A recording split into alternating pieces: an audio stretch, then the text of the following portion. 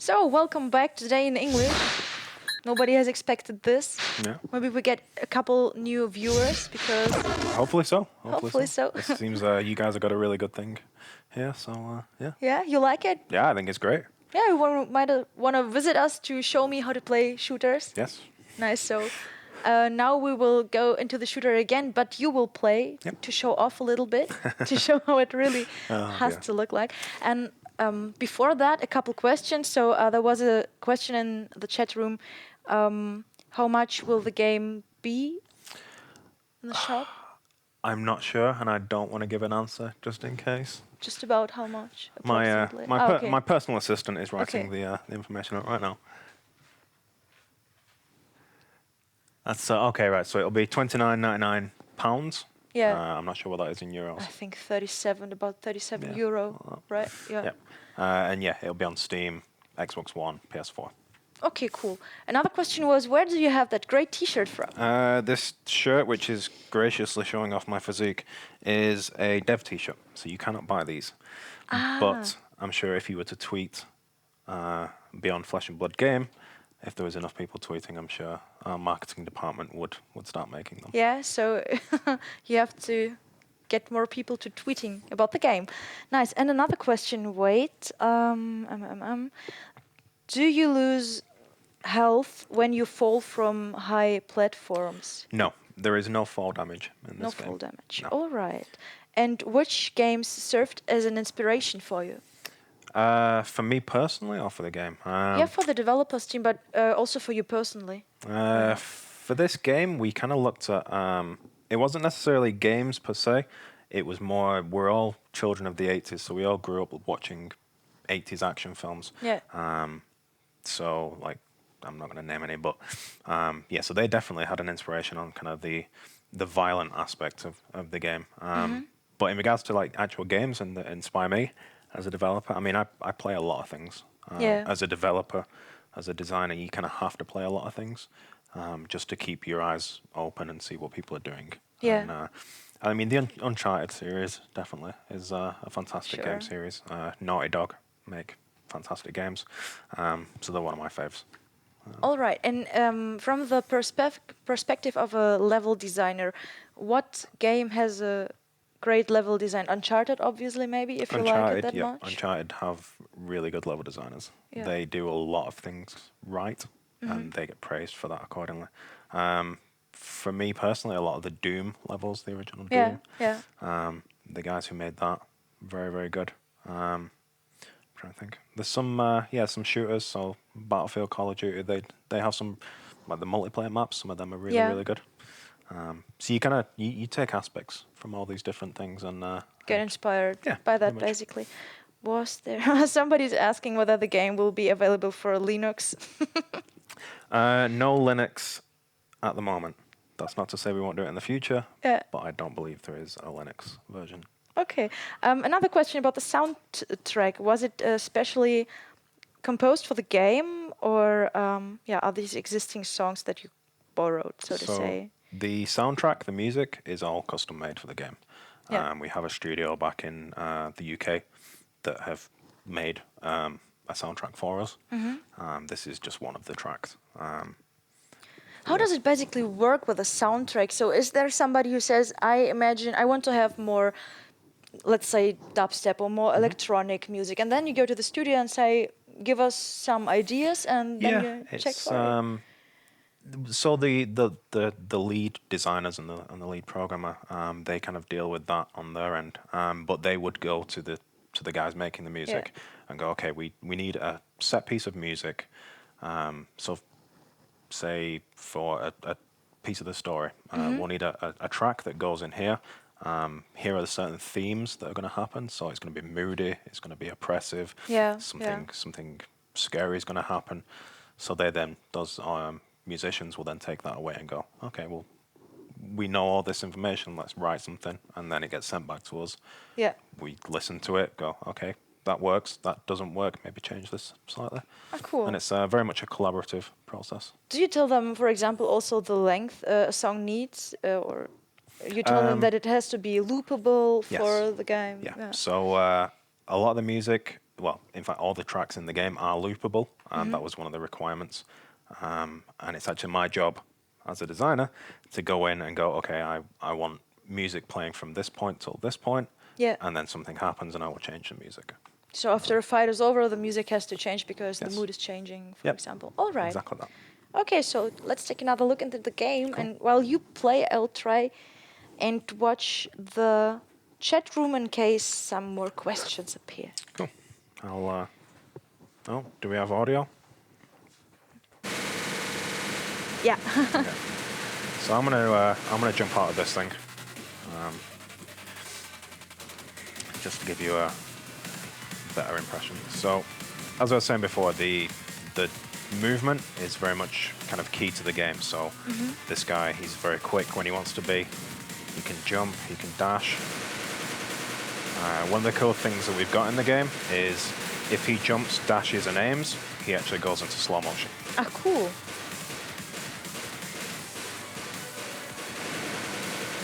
So even after I landed, I stay in slow motion for a couple seconds. Yes.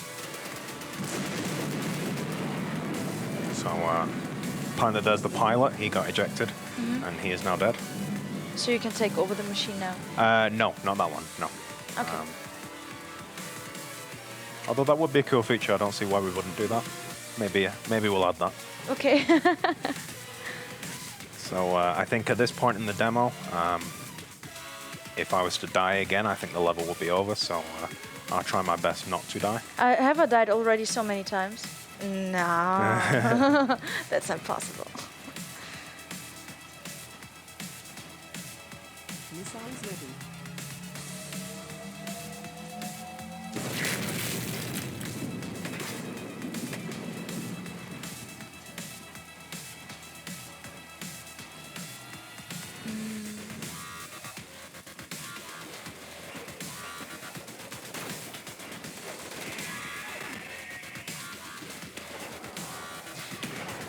Did you kickstart the game, or did you just start developing it and? Yeah. So we originally, back a few years ago, we actually used Unreal 3, the Unreal 3 engine. This is running on Unreal 4. Actually, I did forget to mention that before. We are actually one of the first games to be releasing on Unreal 4. Something we're quite proud of. But yeah, it went on Steam Greenlight, and it was greenlit. Yeah. And then we saw there was more interest in the game, so we figured, you know what, we got an investor on board, and the rest is history. We actually got to make the game that we wanted to make. Cool. How does Steam Greenlight? For those who don't know, how does Steam Greenlight work? I just know that it's about the interest of the customers, basically, so the Steam users. Yeah, pretty much. People, if they want a game to be made, it will go up on the Steam store, I think, or some Steam page, and then people can vote on whether they feel that it'd be a good game and whether it should be made. Yeah. And if it is, I believe that then once it's made, it gets to go up on Steam. Okay.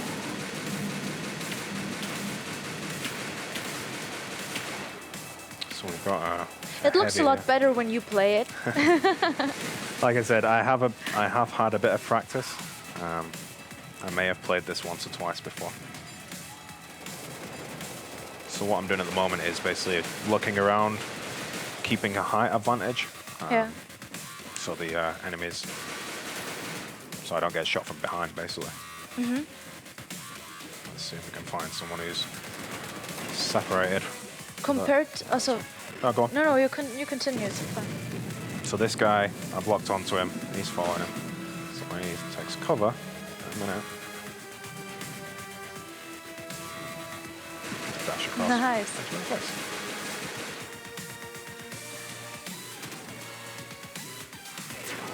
So we do have finishing moves in the game. They differ from mech to mech, so depending on what mech you're using. Yeah. So I'm going to cheat ever so slightly. I'm going to show you the first mech that you get. So this guy is the first one you get. So this is basically the prototype that we were playing before is like a military version. Yeah. This guy is like a big digger. His job is to basically move things. Oh yeah. All right. and instead of having a machine gun, he has what's called a welding laser. A laser. Yeah, it's just a laser. But this guy's not as maneuverable, should we say? So he's a bit slower. And he kicks people in the face. Compared to the beta we see now, what will change comparison to the final version? Pacing of waves, so the speed in which enemies come in. We're still working on some of the enemy AI, because at times they can be a bit dumb. We want to fix that so they are a threat all the time. Optimization, obviously, games have to run well, so it's getting the game to work well on a lot of systems for the PC. And general bug fixing, that's kind of where we are.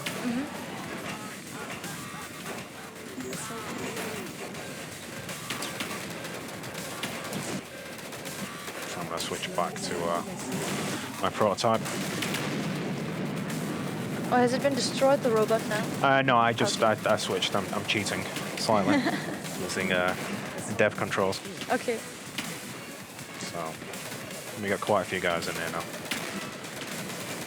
Oh, there's quite a couple of enemies right now. I'm happy that you're protecting us. So a good thing is they're distracted by the turret that just went up in the air. So that's another advantage for hacking those things, is they do provide distractions, allowing me to move around and get the jump on people. Yeah.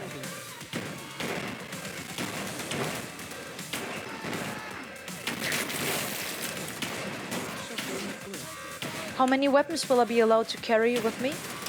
So the weapons that I keep picking up, they're just like one-offs. So I've got a shotgun at the moment. The display below the crosshair, that's the amount of ammunition that thing has. So we wanted to treat them as power-ups, so you can use them once, and then they get discarded. So usually I have my machine gun on my shoulder to use, and sometimes the upgrade weapons from my enemies. Yep. Okay.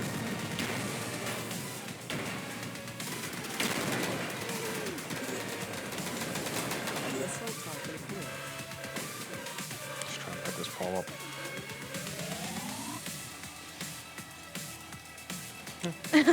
Did you just throw a sign at him? Somebody's asking, will there be an online mode? So, not a release. We did talk about adding a multiplayer, but we felt if we were to add a multiplayer, that would take away from the story, story mode, and we didn't want to compromise on that. So we'd rather do a really good story mode first, and then if it does well, then Then a multiplayer. Yeah, that's a good decision. We'd all like to see everyone back in the office would like to see a multiplayer. There's some really interesting things that we've talked about in regards to multiplayer modes. And without spoiling too much of the story, there are things that happen in the story which would add to that even more. Certain things that you may or may not use. It's a bit vague, but I can't really describe it too much without giving away big story spoilers. If you would do multiplayer, would you prefer to do like a co-op multiplayer or rather an online multiplayer? I think we could do both. I think if we're doing multiplayer, we could do a cooperative. So me and you playing this over the internet, like that'd work really well. That's quite a basic feature that I think we'd implement. But yeah, like different competitive multiplayer modes, something definitely we've talked about. It's finding the time to do it. Yeah, sure. Oh, those guys aren't moving.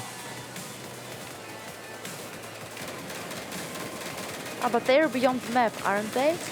So that's another bug. They're all dead. But yeah, so this character that you play as, this is basically Ethan's controlling this character from a space station up in orbit.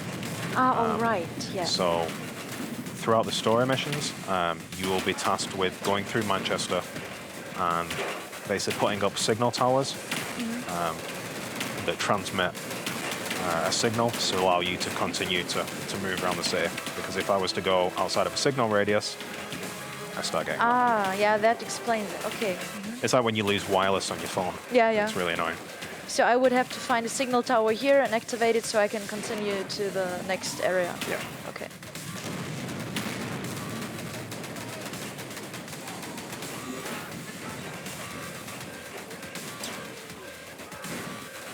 Oh, they're everywhere.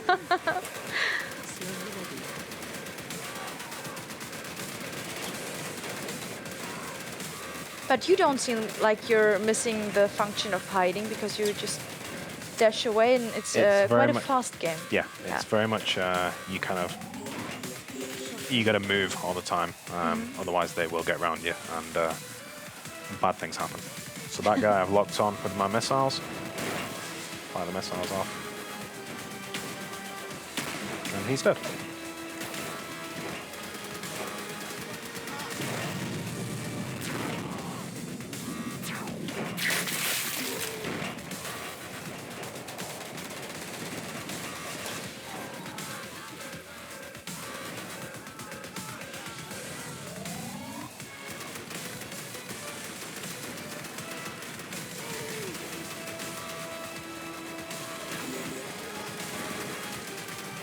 Ah, yeah, right. Before I forget it, maybe somebody has another question. Do you already know what it will be rated like? So This will be an 18s. 18, Yeah. yeah.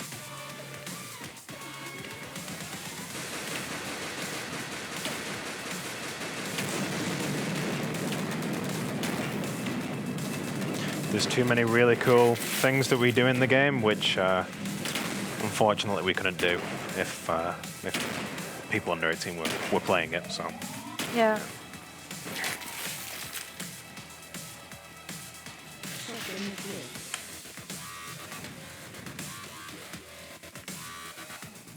yeah. Have you also been then the story designer or rather level design and stories? Just the well, so a story was planned for the game. Yeah. Our lead designer actually did write the story, and then we got an actual script writer in Yeah. who wrote the script for the game. So when I get given a level to make, I have to then look at the story, go, okay, what happens in this level? What story beats? Yeah. What characters are introduced? What enemies are in there? So it kind of works. You work back and forward with the story. Is the communication then difficult sometimes? Because obviously, okay, you're 13 people, I think you said, right? Yeah. But if you're working on a game like this or even on a bigger one, I imagine it sometimes to be hard to talking forward and backward with everybody.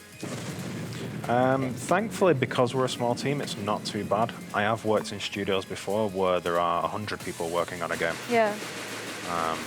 And that does then get a bit more tricky. You actually have to have people just doing that job of making sure that all the They're talking. just doing communication between the departments. Are crazy. Yeah. For anyone that's interested in the games industry, that is what basically a producer would do.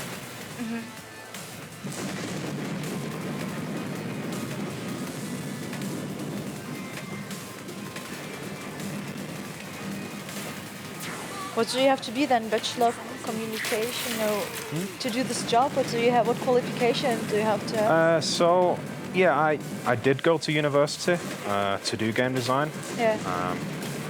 You don't normally, well, I say you don't normally. You don't have to have a degree, but it definitely helps.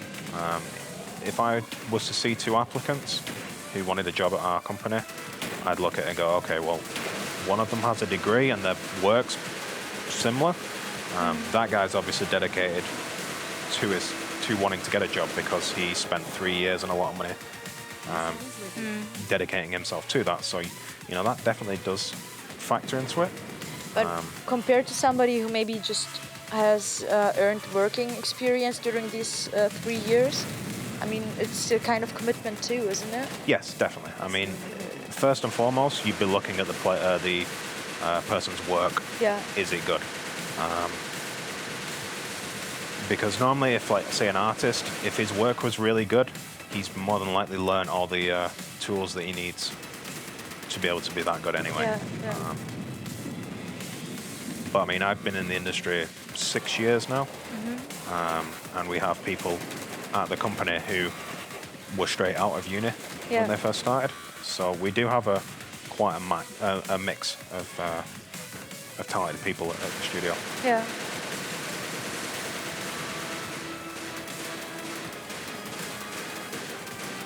And how many artists did you say are there? We have.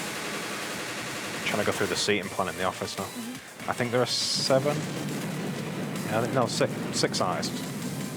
So half of the people is artists. Yeah. Great.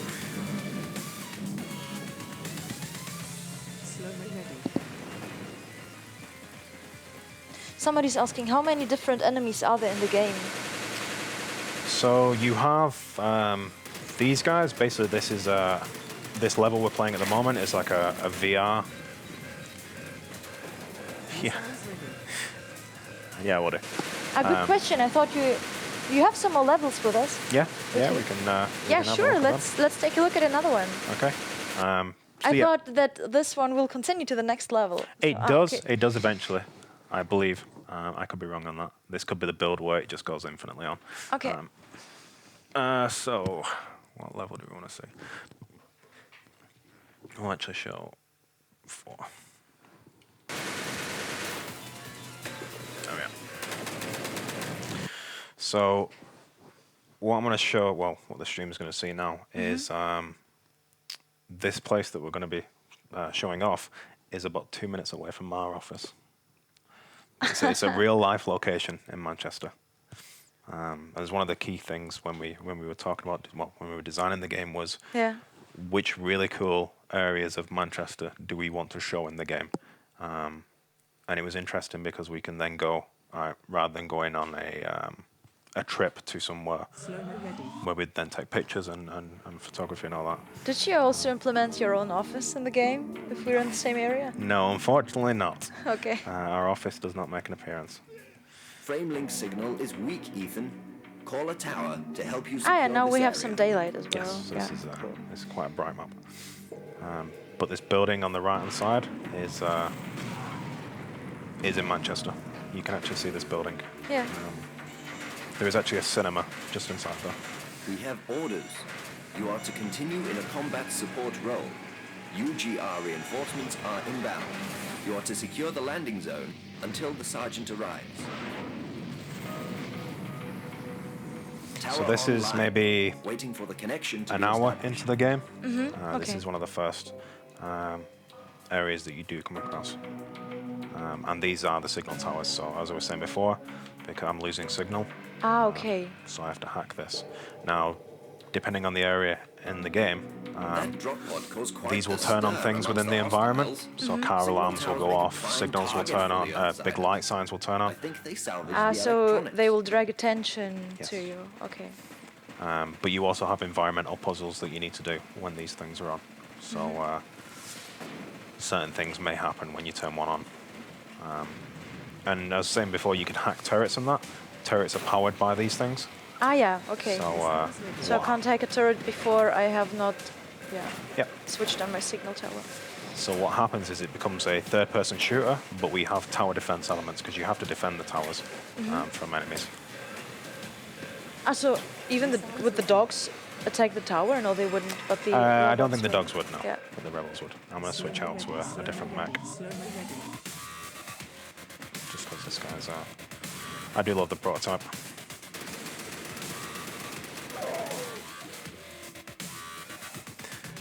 It's I get in trouble off my girlfriend for killing the dogs. She doesn't like it. Did she play it as well? And she has played it, yes. Okay.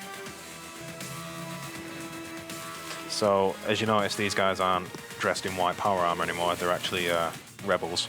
They are the humans that were left on Earth in the story.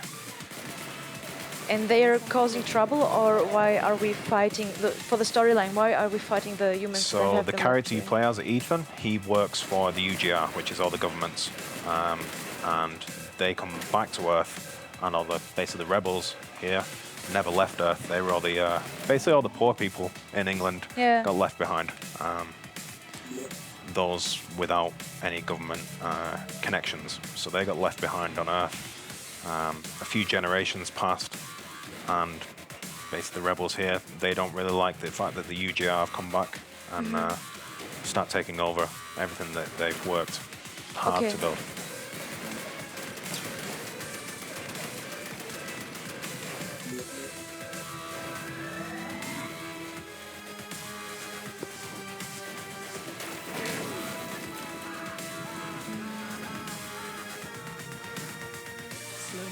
But yeah, just picking up more hostiles inbound. if anyone in the chat or watching the stream would like to see this area, just go on Google and type in AMC Cinema. Yeah. And you will see that building. What it looks like in real life. Do you see your surrounding places where this is, the action here is taking place with different eyes now? Like you've changed it into an post-apocalyptic there style? is. There's okay. So our office is actually just up there. It's Just like, up there? Yeah, it's like just there where I'm firing. Okay, cool. So yeah, it is actually. I've been working on a level over the last few months that I've been in many times before I even got this job. So now that I've been working on it and certain things happen, it is kind of interesting to then go past that and go, oh yeah, I blow up that thing there,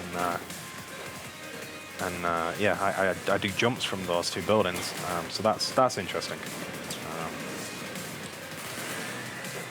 I would recommend though, if you're ever making a game based on a real life location, be careful what you say in public, because certain people do look at you a bit funny when you start talking about shooting things in certain environments. All right, yeah, sure. True story. People have give me funny looks when I've been discussing the game in public in regards to certain environments that we play in. Yeah, I can imagine that the situation is like, you have to be careful. So the rebels are going to come from here, and then the drones are going to come from up here, and there's going to be a big firefight in the middle of this area. And you get people walking by going, what is he on about?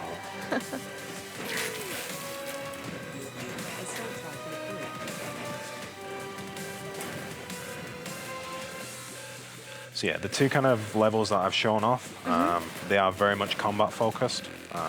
There is a lot of shooting in these levels. There are other levels in the game which don't focus necessarily on as much combat. On what do they focus? A bit more exploration. Finding out more story, a few more puzzles, some environmental puzzles that happen. Yeah.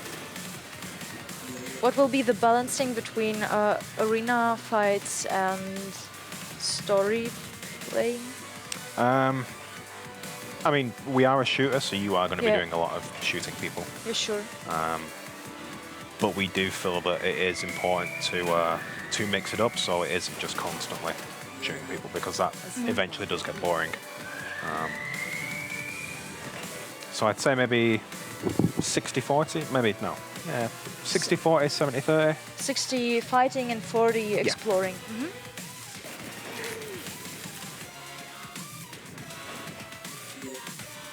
But you didn't die often. I thought you would die more often than you did right now. You doubted my ability to play. But yeah, like I said, guys, I do work on this game. I have played this game quite a bit. Yeah, I imagine. I like the flowers. And the guys in the chat say they like the bright place as well. Yeah. But yeah, the game does take place over 24 hours, so this is like midday at the moment, so the sun's really high in the sky. And then you'll fight when the sun's low and at nighttime and during the rain and a thunderstorm and all that. So we have a lot of variation. All right. Cool. Yeah, I think the guy who just sneaked in told us we have to come to an end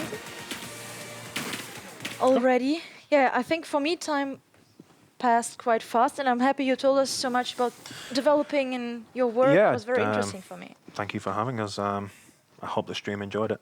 Yeah, sure. I hope so too. Yeah, you can comment on everything and watch it another time if you missed the beginning on YouTube a couple days later. And I say thank you, Sepp. Thank you very for much. being here. And yeah, good luck. Cool.